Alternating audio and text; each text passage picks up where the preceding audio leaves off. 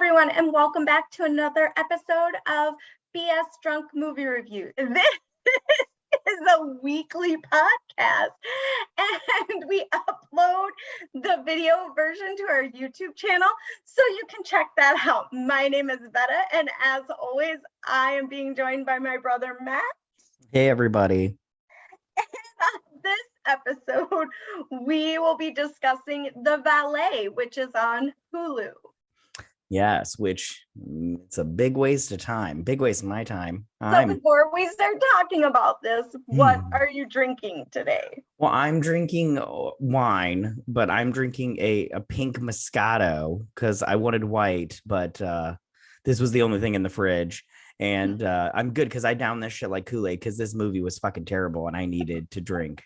I am drinking a Stella. So good for you. I just went to dinner and I had like 3 of this drink called Enter the Dragon. And yeah, well, we should have watched that movie because I'm really upset that I had to movie title. I am really upset that I had to watch this movie. I'm not gonna lie, like I am so annoyed. This was 2 hours of time. It was literally 2 hours of nonsense. I'm gonna get into it and everything. But I'm just so mad at you that you picked this movie. What did you think when you first watched the trailer? Did you watch the trailer? Yeah, I did watch the trailer. I thought it was gonna be a rom-com. It wasn't even and it wasn't even com. There was no romance. What? The ending was the best part. It wasn't a typical fake boyfriend rom-com. It was just a fake boyfriend comedy. There was no romance in this movie, and there was no comedy. There was romance with the chick that owned the bike shop. He ended up dating her at the end. You mean the total 5 minutes of romance with the bike chick? All their interactions were there. Oh my god! With the lesbian biker. Yeah, they date at the end. So what? She had the lesbian haircut and everything. I mean, this movie was fucking ridiculous. And now I know why Eugenio Bardez is not famous here in America, because he picks bad movies. He just picks bad. Him though. I like him too. Yeah, I like him too. Just not in the shit that he does here. He is the best thing about this movie. Yeah, but he's not even funny in this movie. There was nothing funny about this movie. Nothing funny. When they kept telling him to smile, that was great because it was the fake drunken smile. He was all Yeah, and what's with his hair in this movie? What is this, G.I. Joe? It was like a creepy 80s porn star mustache. Yeah, it wasn't good. I just whatever. When she's all like, "Are you in love with the mustache?" I was like, you should be asking about his hair, his high top hair. What's going on with this? I have no nice things to say about this movie. I'm just gonna let you know right now. I mean, okay, you know what? Samara Weaving is hot. There, I said something. And Eugenio Bardez is a good looking dude, even though he's old. But Max Greenfield is totally stereotyped casted. He's literally playing a married version of his character from New Girl. Like, oh yeah. He was on. Yeah. Speaking of the billionaire guy, Vincent. Yeah. Vince. I just kept writing down what a douche. What a douche. Just when he's such a fucking idiot. He's a pussy. Like every time he's like, I don't want to hear what you have to say. So tell me. I'm like, oh my God. He didn't even recognize him at the end. You're like an insecure 13-year-old girl. He's horrible. Yeah, he's all right. So. Oh, and okay, you go ahead. No, go for it. I was just you go. No, you go. You go. So, no, you I go. was just gonna start us off.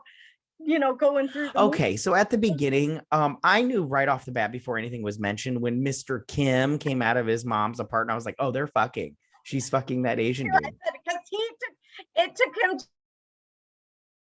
too long to figure out what was going on with the apartment. Like he was like, what's wrong? Yeah. And the way the mom reacted, totally.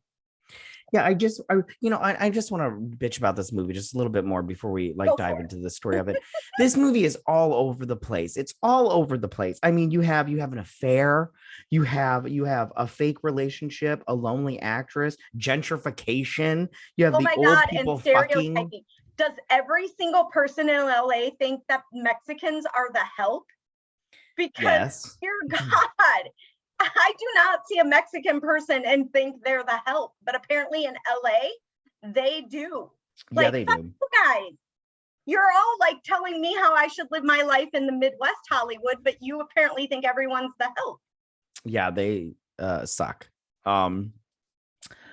I did like that his brother-in-law started their little valet business, but I'm all like, yeah.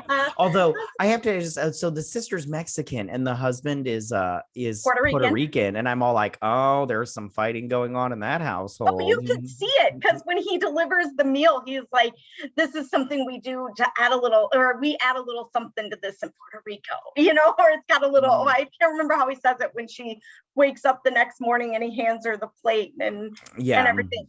But I love how he put his sister through school so she could be a school principal. Right on. Yeah, that was nice. I did write down that Olivia is lonely and a loser. She's a total loser actress. Like, so sad. Like I don't know. She just, and I love that Samara Weaving, but man, I can't tell you how much I hate this movie. I really can't. I just feel like I wasted. You don't even understand that I didn't think it was, I gave up so much stuff for this movie, and I had to watch it in segments because it was so long and boring. Like I was just like, oh God. We're gonna start out with how they met. So yes. Olivia is having an affair with Vincent. She's ended it, and she's leaving the hotel that they've met up at, and she calls an Uber, and Antonio hits the Uber with his bicycle because he rides the bicycle everywhere. Which could have been funny, but that wasn't even funny. Although I have a question. Why did Vince? Oh, it doesn't matter. The asshole. Why did he even leave and go chase her when she was like, goodbye, Vince? I'm like, because why he are you going to end it? Because he loves her so much. Because there's actresses aren't a dime a dozen and everything. She's just so freaking great. Ugh. Yeah, and paparazzi takes a picture and writes that. Although his wife was not that hot, so maybe I get it. Well, she's a billionaire though. That's true. Or a billionaire's daughter. Yeah, I mean, I could get around her homely looks, I guess. Yeah. Yeah, I go, whatever. To each their own. So of course, Vincent's wife reads the article and is all, you're having an affair, and his lawyer tracks Antonio down and creates the fake boyfriend scenario, and Olivia and Antonio fake a relationship. Yeah. Now you might think that this is one of those, they're going to fake a relationship and fall in love and live happily ever after. But no, that is not what is going to happen. That is not what is going to happen. No, they become best friends in the end. For sure. Yeah. Spoiler. Anyways, they should know by now we spoil everything. Right. I did okay, so one thing I did like about this movie, so I'm gonna give you another positive is, and I do like I'm totally drunk, so I'm probably sounding like a total white knight and an asshole, but I like the Hispanic community, like their sense of family and just how like they're all there at breakfast, and she's like, yeah, we get together every Sunday and everything, and I'm all like, for breakfast? That seems a lot for Sunday. She meant for Sunday in general. Oh, gotcha. With breakfast. But then I also like, my favorite was like when they're leaving after that Sunday, and he's like, I'm so sorry. In Spanish, there is no word for boundaries, and apparently not in Korean either, because Mr. Kim's whole family's there too. I laughed at that. I went, oh, that's cute. Speaking of that breakfast, first off, the breakfast looked so good. And I do have to say, Mexicans have like the best food ever. Like it's so good. Like ask anybody what their favorite food is, and they'll be like Italian, whatever, Mexican. It's just it's definitely in the top 3. And in case a lot of people lie a lot with that question, like they'll say something like, oh, I love sushi. But then if you ask them where they ate yesterday, they'll be like, oh, I ate at this Mexican restaurant. Like, yeah, exactly. It's so good. Something that they think everyone wants to hear, but as well as I do, 3 days a week, they're eating at a Mexican restaurant. Yeah, Mexican's so good. Delicious. yeah, there's no sushi Saturday, okay? No. There's a Taco Tuesday, I'll tell you that. Yeah. It's so good. So good. So yeah. I love street tacos, man. Oh my gosh, it's so good. It's so good. Anyways, I did write down that there's a lot of vomitous human beings in this movie. Yes, For there's instance, some horrible humans. yeah, for instance, Isabel. Isabel is a vomitous human being. I was all like, here he is he's making the money. He was gonna get paid $12,850 to pay for her student loans or whatever, so she could finish her degree. And she gets pissed off because in a situation where he's playing a fake boyfriend, which is a questionable on the moralities, he does not take the $100,000 from the wife to tell the truth that it's a fake relationship. And that's why Isabel gets pissed off. Yeah, which I just go, first off, I would have taken the money. But second off, yeah, what a total that's where bitch. you and I differ, because I would have went back to Vincent and been like, so your wife just offered me $100,000 to rat you out. What are you going to give me not to rat you out? Yeah, so but he's all like, I am honorable, and I'm all like, yeah, but you're also poor, so maybe you should choose the way out of that. And remember, they double it to 20. The lawyer doubles it to 25,000. He does, which is good, because then he can, that does. Listen, 20. If somebody's handed me $25,000, that would change my life also. So I just want to say, because I'm poor also, I get it. Daddy gets it. Isabel, I just don't like her at all. Her for character, sure. She's a, what's the right word? A cunt. Yeah, gold digger. I was gonna go for gold digger, but No. too. Well, Potato. And she's all like, she's dating Ronnie, and I'm all like, yeah, but at least Ronnie's got his, shit together and everything. He's a realtor with his little his and face everything on the benches. Yeah, he's doing stuff. I mean, whatever. Yeah. It's women like that. You just can't please them. It's like, what are you gonna do? Because I'm pretty sure in 5 years she'll have issues with Ronnie too. Right. Yeah. Like he works too much. Yeah. I did like how the two undercover guys, the little PIs or whatever.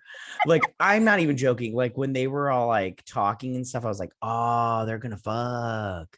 They're so fucking. What? I said they were together for sure. I was like, oh, they in the closet together. Yeah, like when they're just like, I thought they were gonna, when they were all talking about moving in together, I thought they were gonna start kissing right then and there. But then when they were in the apartment, they were all like, you're fluffing the eggs, and they're all like, patting at each other. I was like, oh, they're fucking. If they haven't yet, they're going too soon. One just doesn't know when to make the right move. Yeah. So I even wrote down, because this movie was so god awful. Even the breakup was a snooze fest. When they're like leaving the apartment, he's all like, I don't remember what he said because it wasn't memorable. But then he's like, hey, paparazzi, we're breaking up. Here it is, and everything. And I'm like, oh God, can you guys just please break up already? I'm like so over this bullshit. Did you think they were going to end up together? I didn't think they were going to end up together. I didn't like, when you watch the real rom-coms, there is some kind of connection, and this romance did not feel like there was anything the whole time there. I got the brother-sister vibe. Yeah, like I'm all like, if you two fucked, it would probably just be weird at some point in time. It would be like the fake fucking simulation where he's like, I'm bored. Can I go now? I mean, I guess so, but I think he would have came. But whatever. It's fine. I just whatever. I wrote down. So I wrote down when the mom died, it was really sad. That was really sad. It was. I hated how they did it too. I hated that it was the PIs spying through the window that see it. Yeah, it was. I wrote down, it's the only emotional part of this fucking movie. His eulogy was the only like good part. Like, and I did, what gets me about that eulogy is when he said that eulogy, I was like, this is the most backstory and character development we've gotten from any character in this fucking movie. I was like, we know more about her than anybody. I'm like, I honestly, and you know what? I don't even care about everybody else. I'm like, I literally don't care about any of you. You're all boring. You're so one-dimensional. I loved Celia. She was great. She was getting hers, she was making food. She was getting hers with a man that they couldn't even have a conversation because neither one of them spoke the other. Isn't that just like a perfect relationship? You're like, I don't feel like talking to you. Can we just get down and dirty? We we can't communicate. We can just, you can just smash. Let's just do that. Yeah. Which I'm just like, man, come on and everything. Yeah, I really didn't like this movie at all. I will say it was kind of interesting that they were friends at the end, but at the same time, I just like, even that felt forced to me. Like I'm all like, and at the end when he's all like, "That is my pickle," and she's all like, "Yeah, I was gonna eat it." And he's like, "You get your own pickle," and I'm all like, what's going on here? This is the worst 2 seconds of the final scene of this film. That was like a legitimate friend situation. Haven't you ever had a friend grab something off your plate and you're like smacking their hand like, that's mine? No, because my friends know I would have stabbed them, not smacked their hand. You don't take something off somebody else's plate. Rude. Okay, we just watched a movie, go back to our last episode, where the date took home the girl's leftovers, didn't even ask her, just said, and now you're That is questioning true. She just wanted a bite of his pickle. Well, is that a double entendre? You dirty girl. Anyways, I was a double entendre. I can tell. Bite his pickle. By the way, guys, that's our fresh episode, which was our last episode. You guys can check that out, just so you know. Yeah, I know I'm being a real downer on this movie, but it really is a bad movie. I wish I could say nice things about it, but I just can't. Like, say this is a good straight to streaming movie. This for never sure would have done well in the theaters. I would have been super pissed off if I would have paid money in the theater to see this, but because I watched it at home streaming, I'm not as upset as you. I'm okay with it. It wasn't a horrible. I mean, yeah. I'm not gonna lie, I did take notes the first time I watched it, so I didn't have to watch it a second time. Oh God. Oh, well, listen, yeah, me and you need to have a talk because this movie, it was just bad. I can't handle how you thought it was just okay because you watched on streaming. It was so gross. And you know what gets me? It really gets me is because I really do like Eugenio Derbez.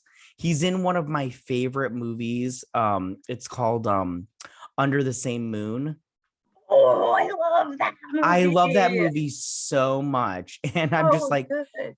how did he go from that to this piece of shit? Like, the pandemic's been hard on everybody, okay? I'm just the pandemic. Get out of here with that. That's everybody's excuse for everything. Why did you cheat on your wife? Oh, the pandemic. Am I right? It's been really hard. I really want to say good things about this movie, but it was just so freaking awful. It was so awful. I can't handle it. My biggest complaint about this movie is Olivia. Like, I feel like she was just the worst. They took the worst of all Hollywood stereotypical actresses and rolled it into one. Her character just wasn't, I just wasn't getting it. I loved his family. His family was great. I loved how they all went to see his sons play, even though it was too long. That's my favorite. They were it was great, but it was just too long. Well, it was Shakespeare. I have problems with Shakespeare also. So, I mean, I totally understand. No, when it comes to Shakespeare, you're either a diehard Shakespeare's amazing, or you're like, I don't get it. Yeah, I'm just one of those. He's just, I mean, we're growing off on a small tangent here, but Shakespeare's just too sad for me. I'm all like, hey, a lot of people die in Shakespeare. Yeah, you're just an unhappy person. I mean, he lived in a very depressing time. I mean, I guess so. There had to be something good going on. But anyway, even his comedy was kind of sad. I don't know, but whatever. What do I know? Yeah, this movie wasn't that bad. I think it just needed more time in the slow cooker to develop. I think they needed to reread it a few more, do some more editing and some more. Maybe they should have read it out loud a few times and made changes before they started filming. I don't know. Like I said, I'm going to go with it wasn't that bad. I'm not angry. Well, the two writers both did write. No. Yeah. Huh? Well, the writers, I'm looking it up right now, they both did write that latest Eugenio Derbez movie, Overboard, the remake with him and Anna Faris. Yeah, I was kind of angry about that because there was nothing wrong with the Kurt Russell and Goldie Hawn version. Right, yeah, that movie's amazing. Yeah, we should do that movie. That would make me happy. Oh, her shoe closet, man, that was genius. Mm-hmm. So, do you have anything else you would like to say? I would not recommend this movie. I would not recommend it. It is a waste of time. Couple cocktails, watch it once. No, You I had to start drinking to finish. Hulu or Netflix, whatever you're streaming on, you're like, oh, there's just nothing on. This is when you watch this movie. There's always something else on, you guys. Don't listen to her. Don't listen to her. She's the bad taste of it. On everything. She picked this movie, and She's half glass awful. empty. I'm half glass and you will thank me if you watch this movie, or if you don't watch this movie, because you'll thank him if you watch this movie. Yeah. No, you won't. No, they'll think of you and how you picked this and made me watch it. It's awful. It fucking sucks. It fucking sucks. So we're gonna agree to disagree on this one. Listen, you can't teach taste, Vetta, and I can't teach you anything. Clearly you have none. I have nothing to teach you because venture out of can't the teach taste. Part of the liquor store. What'd you say? Nothing. You said something. I did. You said it. Own it. Own it. Whore. I said. I said maybe you should venture out of the wine section of the liquor store. I'm sorry that I have a sophisticated palate, hooker. Do you? Yes, I can tell you this is a nice Chablis. It's not sophisticated if it came out of the box. That's not true. It's just that's the kitty size. Anyways, adult juice box. Yeah. All right.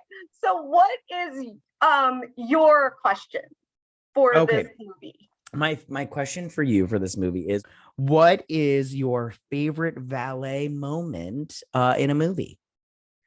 I'm gonna go with The Hangover, when they go down and get the car and the guy pulls around a cop car, because that whole moment, like while they're waiting for the car, there's the mattress and the guy's like, some people just can't handle Vegas, and then the guy pulls up with the police car and is like, here's your car, officers.